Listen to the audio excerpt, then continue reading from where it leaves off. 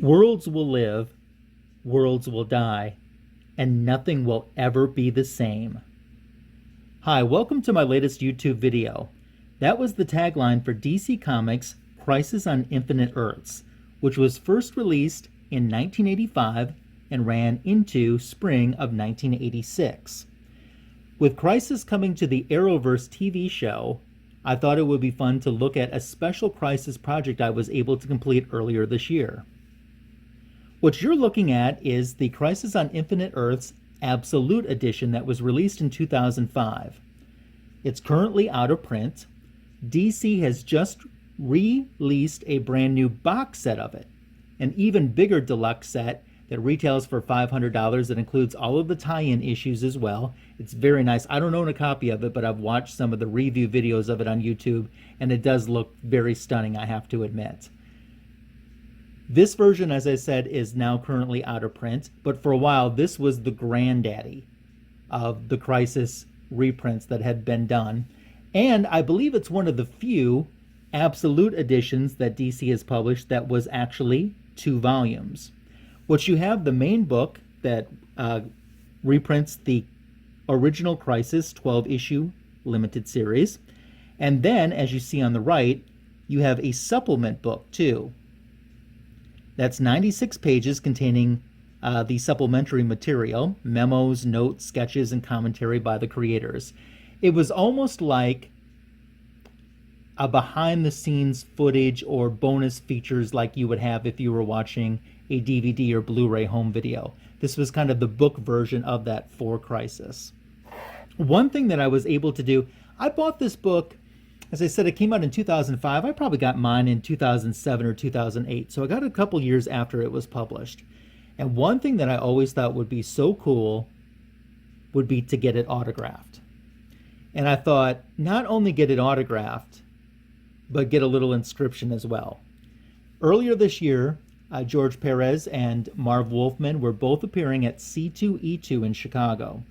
This was the first convention appearance that Perez had made after announcing his retirement a few months earlier. He announced that he would be retiring and doing a few different shows, and this was his first appearance following that announcement of his retirement. The lines were huge. It took almost 5 hours waiting in line to get my turn up there to get this book and a few other things signed as well. But I have to say, Perez was so worth the wait. His energy, his personality, it was worth the time waiting. I was so in awe. He was everything that everyone had ever told me that he would be. So kind, and I admired him so much, and he made each person feel so special. And I thought, I wanted to bring the Crisis on Infinite Earths Absolute Edition and get that signed. I thought that would be a great thing to do. And as you see, not only did I get it signed by George Perez, but I got it signed by Marv Wolfman as well. As we zoom in, as I mentioned in the beginning, worlds will live. George thought that was a great inscription to put on the book and kind of laughed a little bit about it, especially when I told him that I was going to have Marv sign it. Worlds will die. And then George, as I said, laughed and said, and nothing will ever be the same. And it truly wasn't.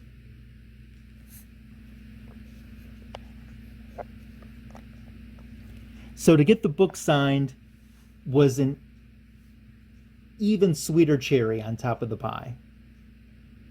I've loved this book so much. I've loved this story. I remember reading this when it was brand new and on the shelf, before the days of the internet, before the days of spoilers. And you couldn't wait. I remember, obviously you figured out I'm a Wonder Woman fan from my other videos and from my username.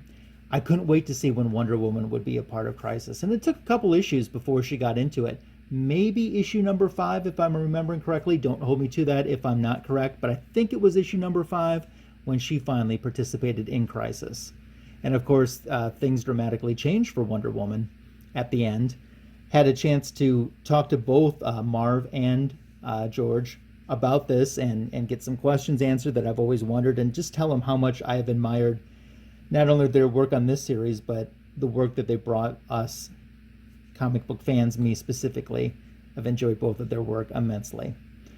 So after completing this, I thought, what would make this book even more extra special is the oversized slipcase that was done, which I haven't shown you. Alex Ross did it. And it's Alex Ross painted over George Perez pencils, if I'm remembering correctly. And they did a huge, like Titanic-sized poster for this too. And I thought, you know, if I could get Alex Ross to sign the slipcase, that would be like amazing. And the opportunity for an Alex Ross signing happened in August. He was at a museum just outside of Chicago. And I ventured over, and that was about a 4-hour wait to get. But mission accomplished. Let's zoom in so you can take a look at the signature. He was very nice as well.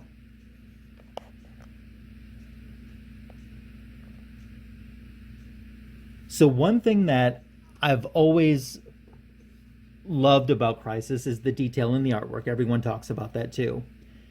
You know, this is slightly oversized compared to a normal comic book.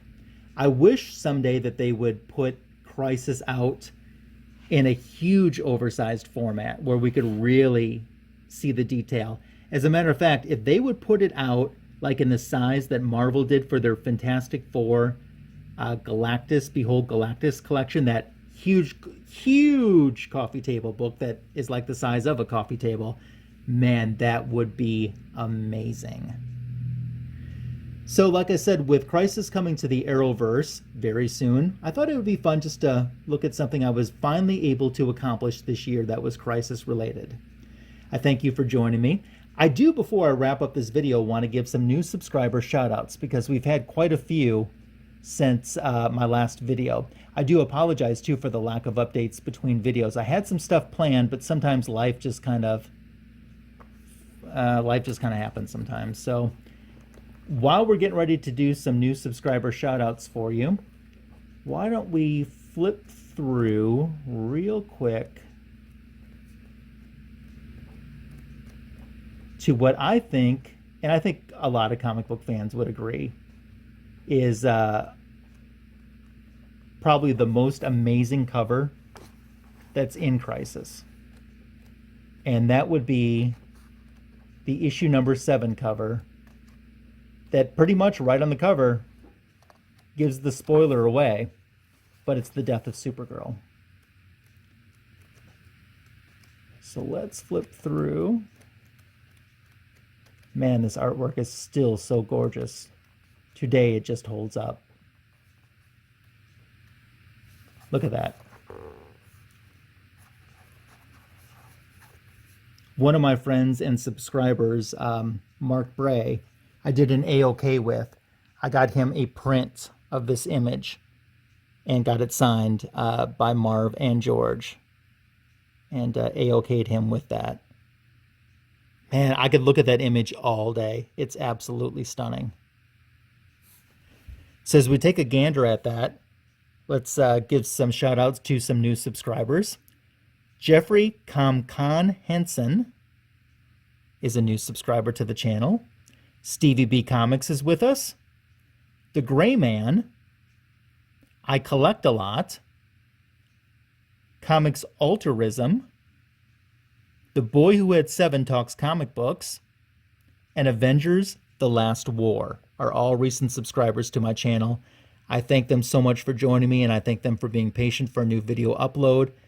Finally got one here. Hopefully it won't be too long before we have another new video update and we can get back on track with the updates as I had originally planned. Would love to have your support and your subscription as well. So if you're not a subscriber, please do consider subscribing. You can click the notification bell to be alerted of when new content is added to this channel. You can like the video, and as always, comments are appreciated. Tell me what you think of Crisis. What was your favorite part of Crisis? I mean, so much changed for DC Comics overall, and so many characters were affected by Crisis. Tell me the parts to you of Crisis that stand out. Love to have your comments and your support.